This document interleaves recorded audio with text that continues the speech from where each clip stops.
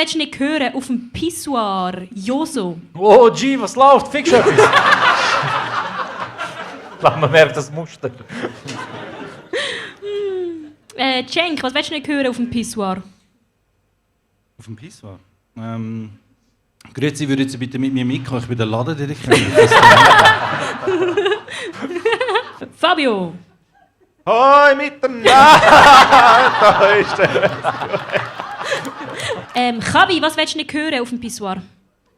Wir haben oben gute Laune, unten gute Laune, links gute Laune, rechts gute Laune. Vorne gute... Dort hörst du auf, alles klar. Josu, was willst du nicht auf dem Pissoir hören? In dem Fall gehört der Porsche dort aussen dir. Bravo, bravo. Das ist gut. Ja, ja.